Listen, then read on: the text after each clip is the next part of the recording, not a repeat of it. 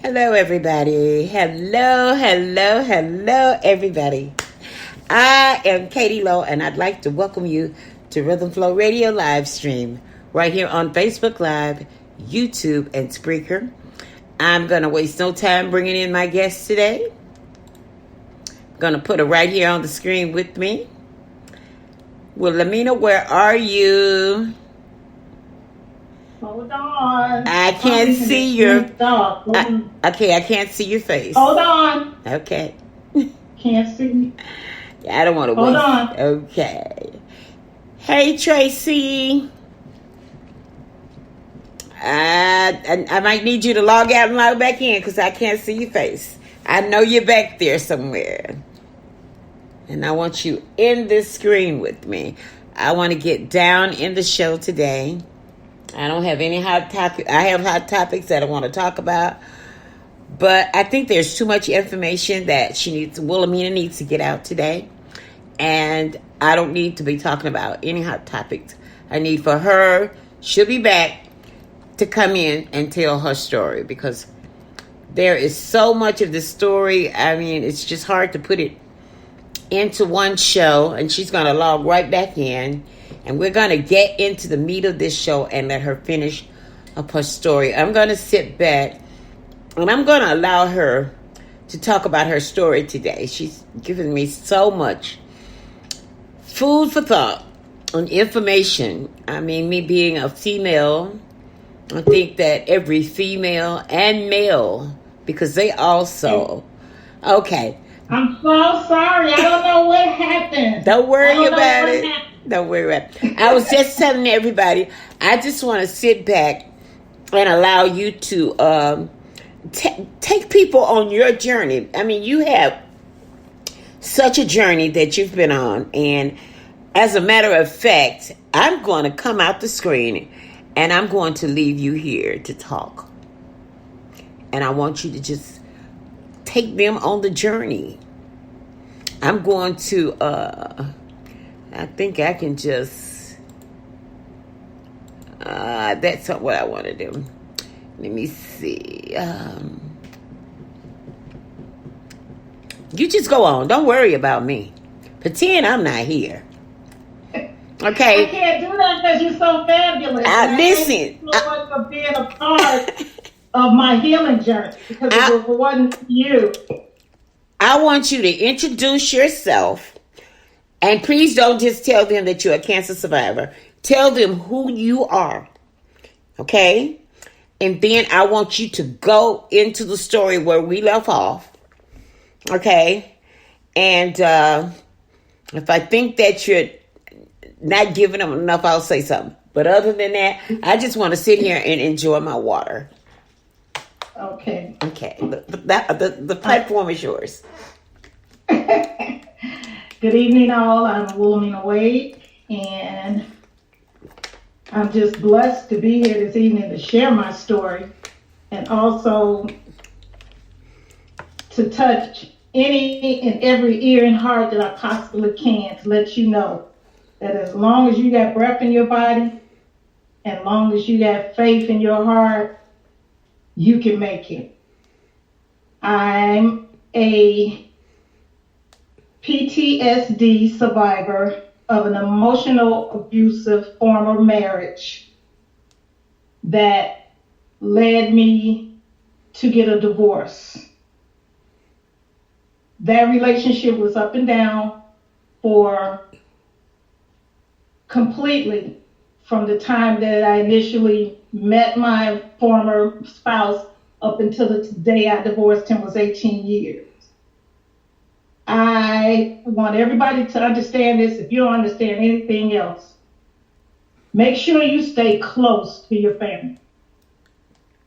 If it's your pastor, if it's somebody your bloodline, somebody you're just really close to, make sure that your people keep an eye on you and understand where you're at in your life, because that is what I didn't do with my family, because I was walking in a lot of shame and I didn't really want them to know exactly what I was experiencing.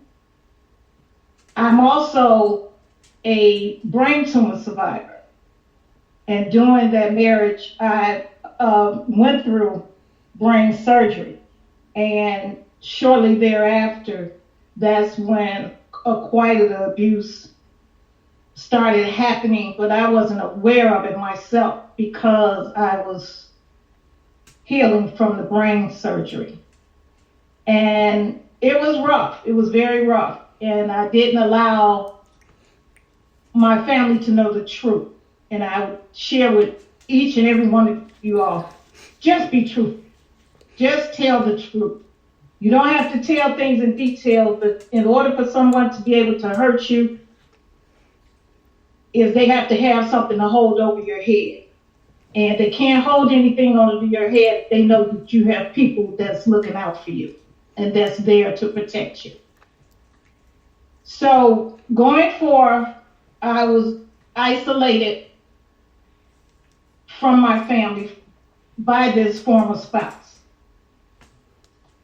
But as God would have it, one of my sisters made it a point that she was going to stay in touch with me one way or the other, because he didn't want any of my family member in the home or around the home.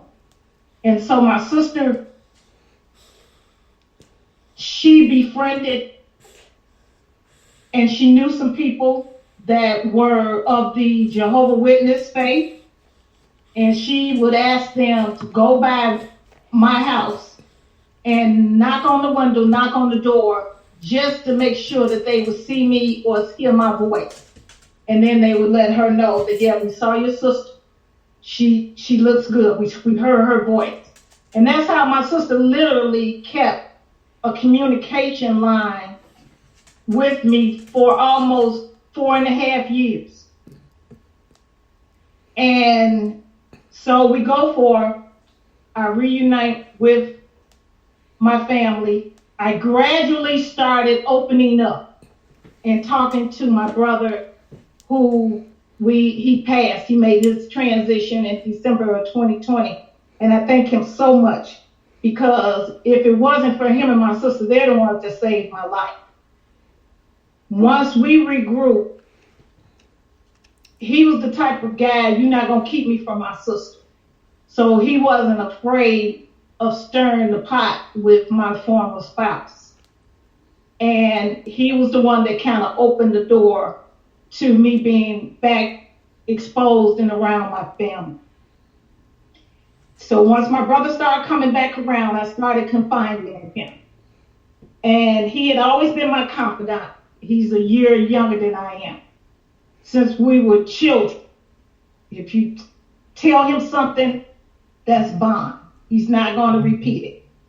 So what he did was, he's also, may he rest in peace, he's also a Marine veteran.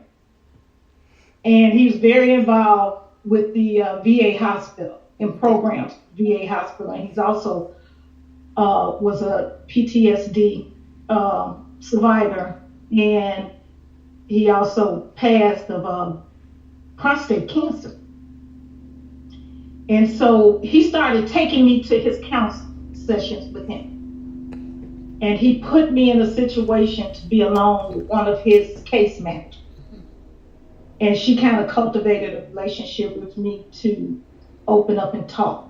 He didn't tell her anything about my background. She was just there to say, I'm here as a listening ear. And that's when the walls started coming down. I found somebody that I could talk to. And once I was able to open up and talk to her, she kind of encouraged me and gave me the strength to tell my brother the truth about what was happening. Now, I have to let everybody know, my family is these type of people. When you call them, They on the horn calling everybody else. And they don't want to know what the situation is. They just want to know Mina's having a problem and we on our way. Okay. And so you have to be very careful about what you say to them. Because when they coming blazing. And so that's what I was afraid of. I was like, okay, let me be cool because I don't want this to get out of hand. And so I told my brother, I said, this has to stay between us right now until I'm healthy enough to open up and talk to everybody about it. And he said, well, okay, but don't let it be too long. Don't let it be too long. And so as time would go on, my brother made sure that his presence was known. He knew that my former spouse didn't like him. He knew that my former spouse didn't want him around, but he would come over anyway. He would come over with a bag of groceries. He would come over, and bring my former spouse fried chicken because he knew he liked chicken, just so he can get in. And he would observe everything, look and everything. But the one thing he did do that I appreciate him for, and he taught me, he had every piece of identification of my former spouse. He had driver's license, he had everything. Mm-hmm. And he had told him, he said, if anything happened to her, we coming after you. I know your mama's name, her birthday, and your grandmama, and everybody in Texas. So when he said that to him, he was like, whoa, he knows something about me. And the ex-spouse kind of pulled up off of me. And I literally lived in a house with a man for 3 years where he lived in the basement and I lived upstairs on the second floor that I didn't even talk to. I was officially by law married to him for 13 years, and I had only been intimate with him for 3 years that I can remember. Dog. And I was just existing. And so it was a lot of emotional abuse that went on. And I just put myself in a shell. And I didn't want to bother my family. I got to say this, and both of you all work for Chicago Police Department. Yes. I'm through. Go ahead. Yes. But that's the type of behavior that goes on like that. I'm just saying that's. It's a very exclusive little family. Yeah, okay. And people are very hesitant to step outside of that family to help if it's against one of their brothers. It's a code. They just don't do it. And then once women start getting on the job, it got worse. So, okay, now I'm starting to feel better about myself. I'm starting to go to counseling. I made up in my mind that I no longer wanted to be in a relationship anymore. And so I reached out to a domestic violence group that I was volunteering with. And the director was very surprised when I approached her and told her that I was an abused victim myself. But I had never put words to that title associated with me. I had never did it. But after that, the doors just opened up. She talked to me. I told her what I wanted to do. I told her that I had to do it. Nobody could do it for me. But I wanted to be very logical, and I didn't want to be emotional about my actions. And that's when I started, where I literally had to start planning my exit. I had to plan an exit strategy out of the relationship. I had to, because I had a lot to lose materialistically, but it didn't mean anything to me. My life meant more to me. Mm-hmm. But what was so powerful to me was that I had my family back. And I knew that I can go to them. So now it was time for me to open up and just be true.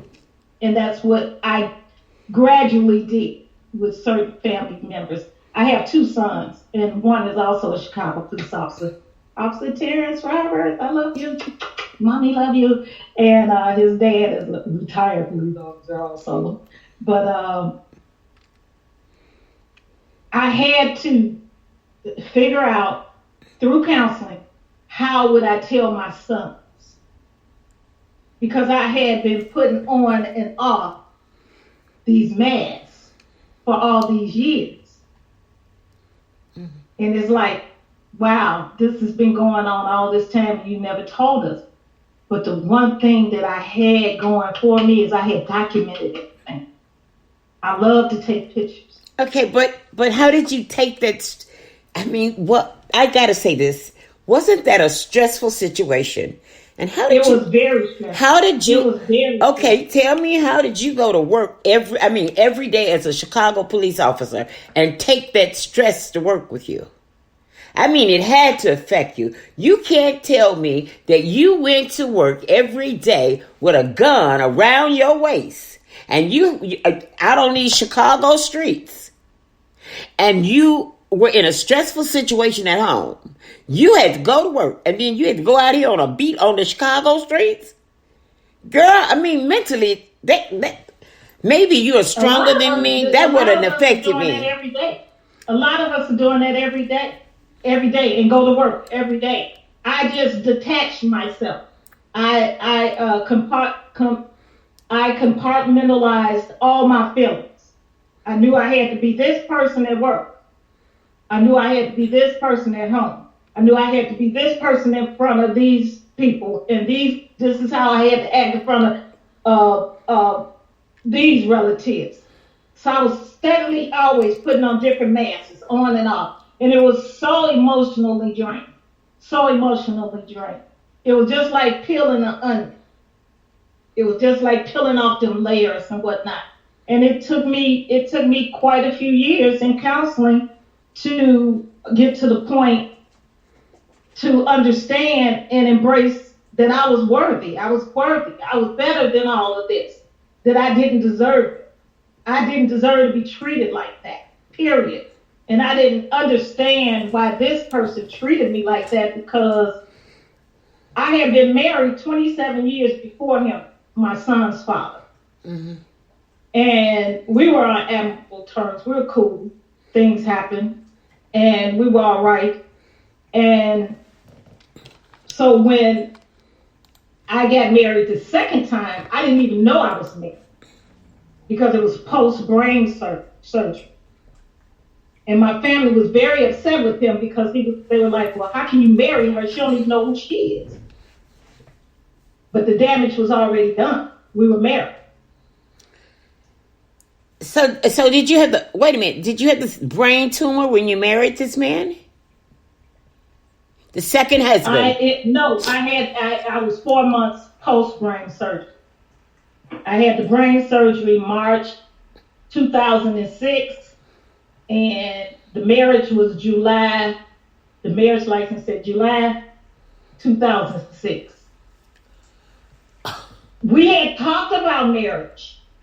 And we had talked about marriage, and we were even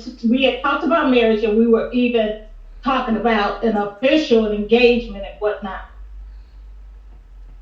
But I knew I had certain criteria and certain expectations that I wanted to deal with and make sure before I got into another serious relationship.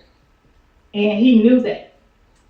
That's where all the emotional abuse come in at. Was he a cop too? Mm-hmm. Oh, y'all like Very well liked.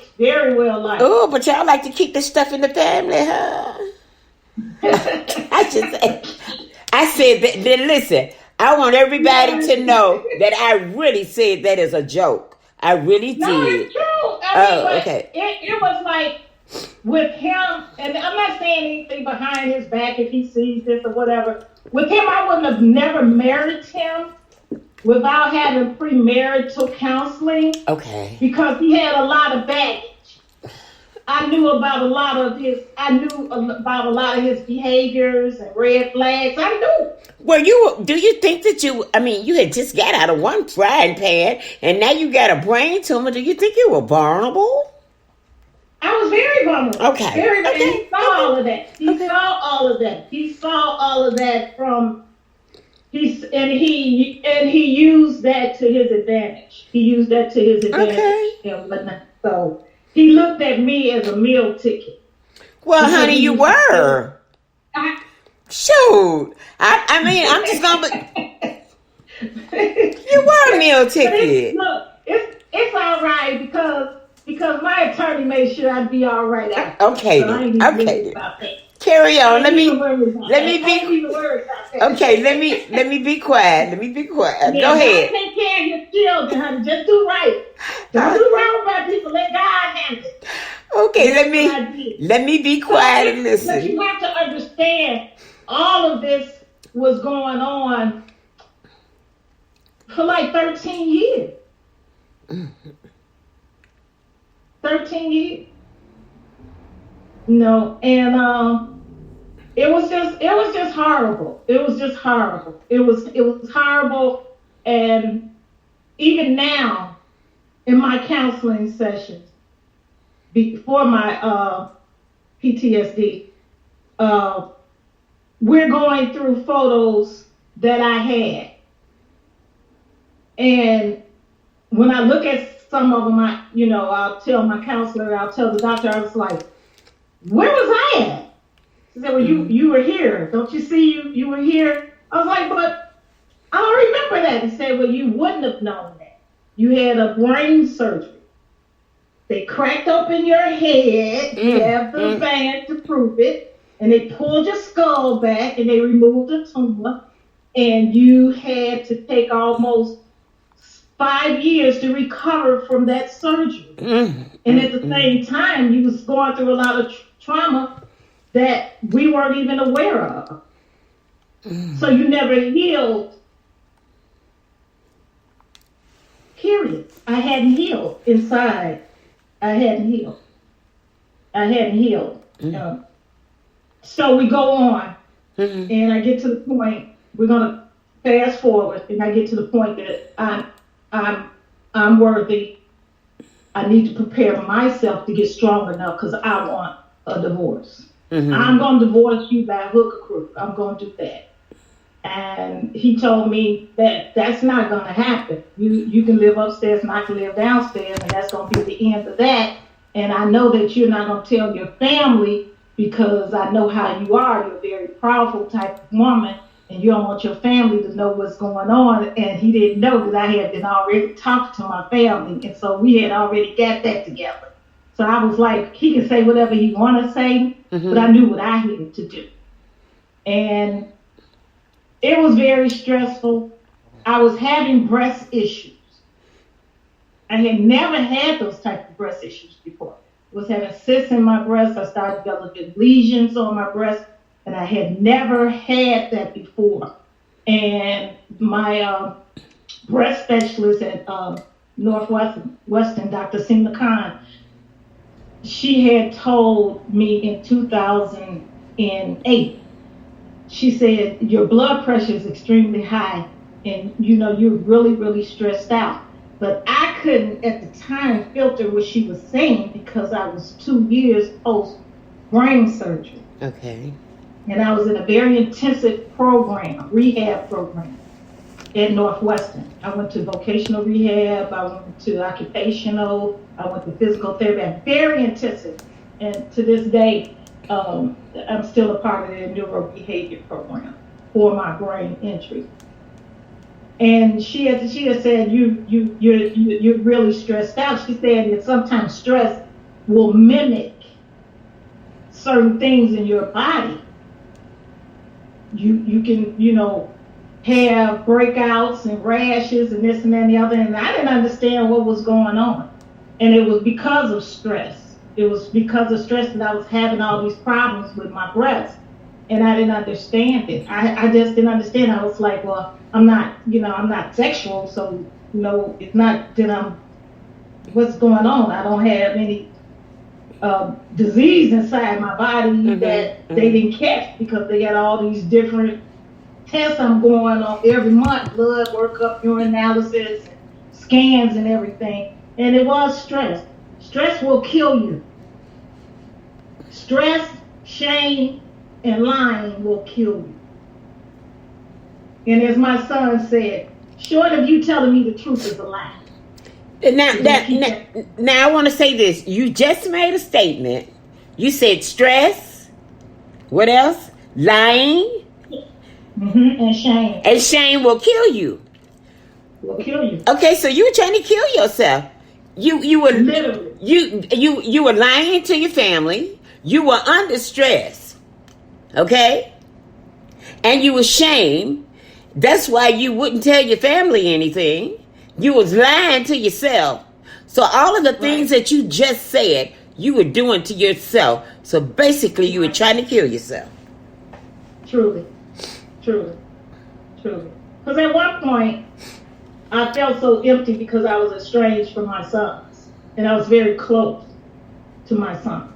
I've always been a family-oriented woman, always. Anybody work with me at the Chicago Police Department would tell you that I was always about family. Everybody, taking care of anybody needs something or just family in general. Mm-hmm. And it was just a bad time. It didn't break my spirit.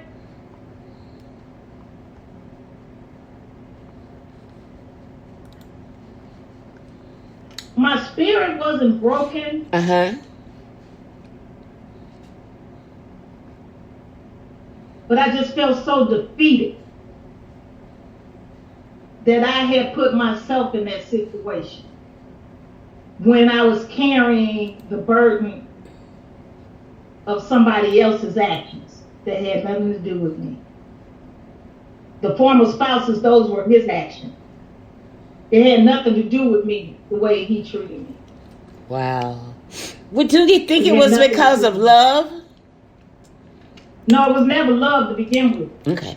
I was just thinking,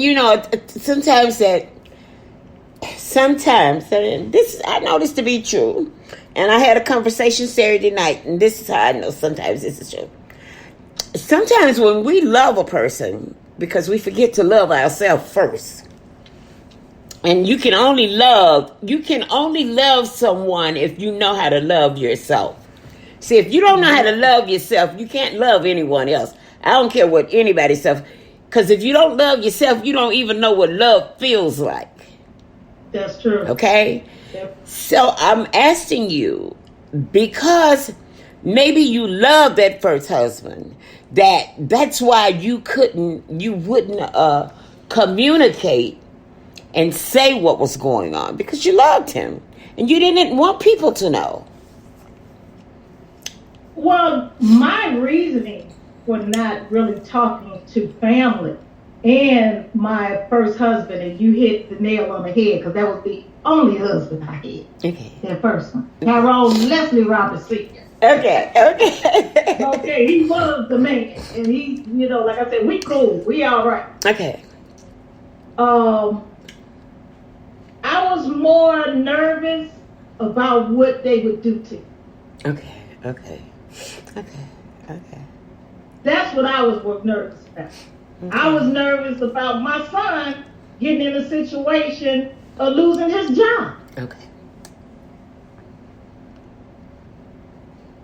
And see, I got them kind of cousins. I already told you how my family rolled. They get on the phone and they just calling everybody. They just come. Okay. They just coming. They ain't asking no questions. Mm-hmm. And I was having enough on my plate trying to get my head together, trying to get me together. Okay. And I said, I don't want to escalate a situation. And then I was dealing with a fool. Once I realized and got to know his personality, I was like, oh, so he a real fool. I didn't get messed up with a real fool that really don't care. That's real narcissistic, that think he's above any and everybody. And I was like, oh, okay. So now we had to re-strategize things. Okay. Now I got to deal with this man totally different. I mean, I'm just thinking, I couldn't stay in the house. I'm living in a basement. He living in the basement, and I'm living upstairs in the house. Hell no, that ain't happening. You get your butt up out of here. But that only came about because of my brain injury. If I hadn't had a brain injury, that would have never happened. Okay. I would have never been with him. Period. He just wasn't my guy. He wasn't even my type. Period. Okay. That I would allow to talk to me. Period. Ooh. He wasn't. Gonna live in the basement? Hell to the no. Hell to the no. No. But so that happened. Okay. And as of today, I'm happily divorced 2 years. Thank you, Jesus. And I'm healthy and thriving. And yes, I am a breast cancer survivor. Okay.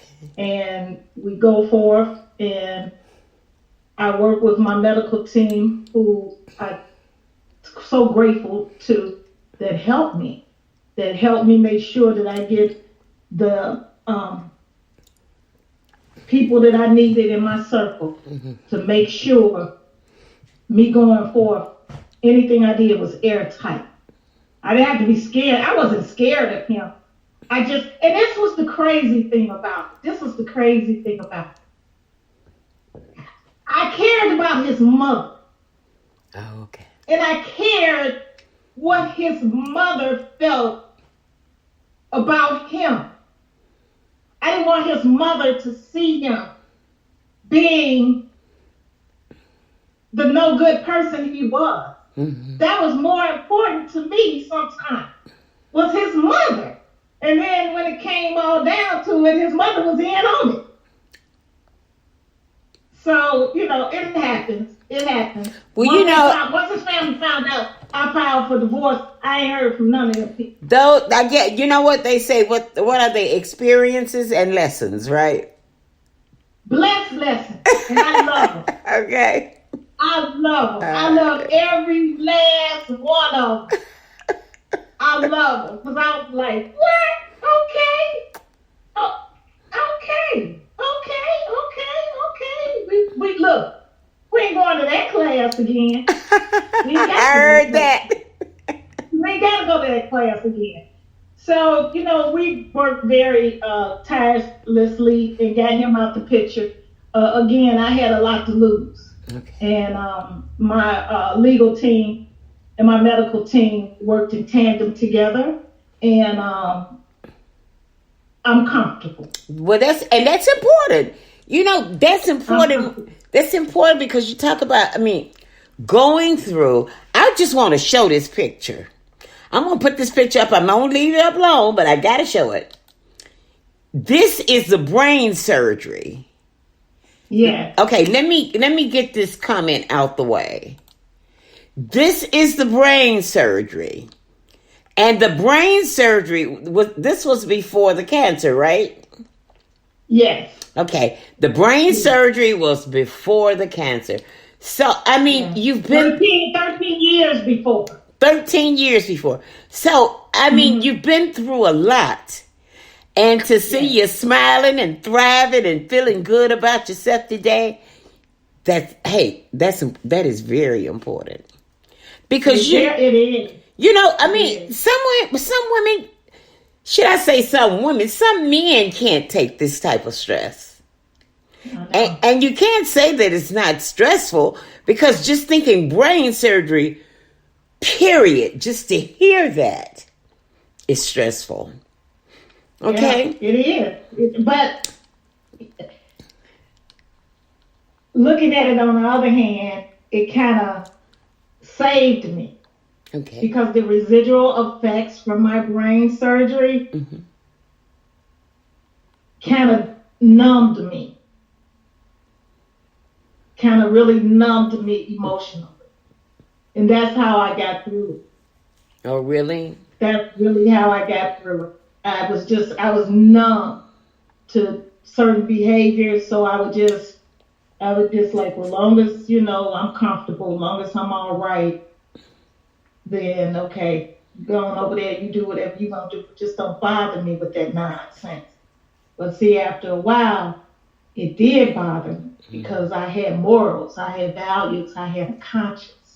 And I was dealing with somebody who didn't have morals, who didn't have values, who didn't have a conscience.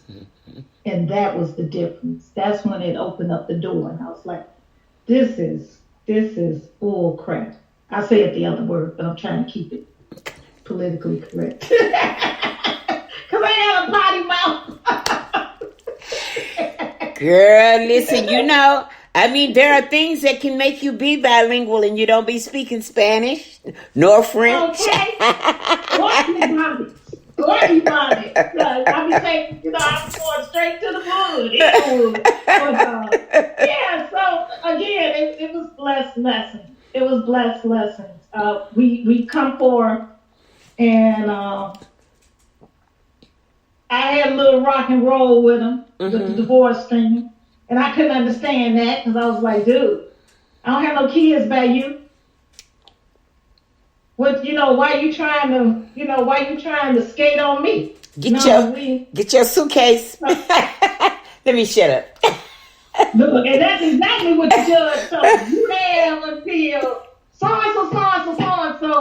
to get up and out of there. No. And I had to show you how generous I am. That time had came, and I was like, what you gonna do? You ain't packed nothing. You just, you ain't got your Afro sheen and your mirror. Oh, girl, what you gonna do, dude? And he was like, I need a little bit more time. Because I'm trying to get a place.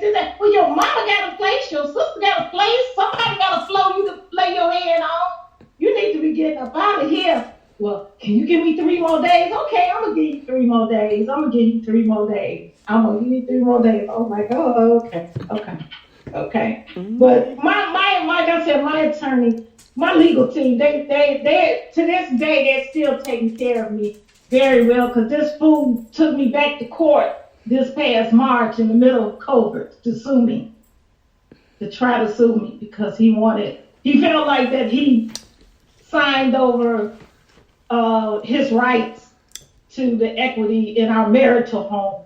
And he was under duress, and he had somebody to listen to that story. And my attorney was like, come on, let's go back to court. I make $622 an hour. Let's go back to court. Come on. Wait a minute. You want to say? He signed over the equity in you all's marital home, in a home that you already own. Oh, he was really smart, wasn't he? He wanted to be. He was stupid. He's gone about his business. I haven't seen him. I haven't seen him since August, physically seen him. I haven't seen him since August of 2019. And the sad thing was... Wait a minute, 2019, and this is 2021? And now he wants assets from the marital home. Right. Girl, please. Now, let's talk about breast cancer, because, that one is... I don't even have any asterisks. It's a lot. But I thank God that I'm able to filter it and tell my own story. That is one for the books. Right. You haven't seen somebody since 2019. You are divorced and they want assets from the marital house, a home that's not even theirs. Well, that's, whatever. Well, catch a sucker, bump his head. Catch a sucker, bump his head. Attorneys are for. Go get you one. That's right. Because I still got the same one that I've had since 2017. So I know she got my back, so I'm not even worried about that. Oh, man. So we get to 2019. Things get real, just tense and heated, and the atmosphere get real thick. You know how you walk into a situation, you just don't want to be there. You be like, ugh, the energy is just off. And so I spent a lot of time away. I stayed in Wisconsin with my younger sister for a while. And I just made it a point to stay away because I didn't want to be interacting with that energy. Period. Okay. Period. And at the same time, I was going for follow-up and diagnostic exams of my breast. And the strange thing about it is the breast that I was having problems with was my left breast. And they found the breast cancer in my right breast. What? Wow. August of 2019, I went for a mammogram. Mammogram came back clear. No problem. at all. October came, and first of all, I got divorced Friday, October the 11th, 2019. Mm-hmm. And 1 hour later, Northwestern called and said, you need to be here as soon as possible.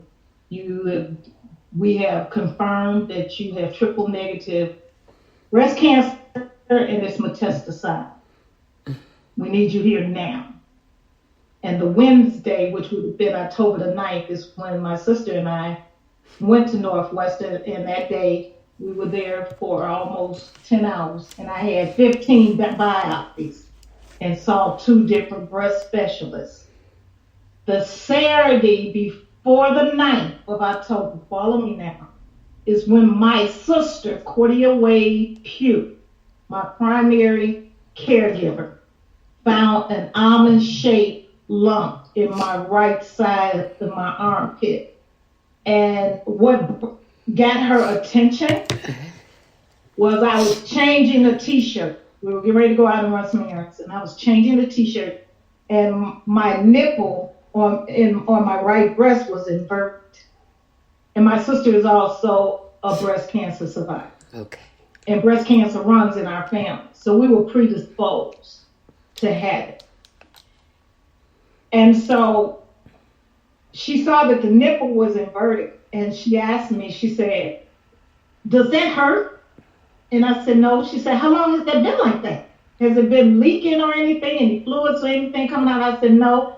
And so she was checking my armpits, and they were in the right armpit was hot. But I didn't feel it. And she said, how long has this been like this? And I said, I don't know. I just had the mammogram, everything was all right. And that's when we went to the emergency room. Okay. And then from that day, they sent me up for the biopsies, which was 4 days later, that Wednesday the 9th. And now we start the breast cancer journey. Okay, is the picture of you in the chair and the lady standing next to you, is that your sister? Which one? I have this picture. I believe this is right. Oh, that's Tisha. That's my other sister, Letitia. Oh, that's your other. Okay. She was my primary companion. Okay. When I went for my treatments and everything, that's when I was wheelchair bound. Okay. All right. I was wheelchair bound because I was swollen from steroids and the chemo, and my feet and hands and everything was burnt, and I was just a mess. Okay. And I got pictures to prove it. I can't believe it. I know you have pictures to prove it. I've seen. Listen, who is that? I've seen some of those pictures, and some of them I just can't. I can't. I've worked hard to get to where I am this evening. Yeah, that I didn't. I had no idea that radiation burns like that. Oh yes. Burn you like black bacon. Yeah. It look like black bacon. Oh, I tell you.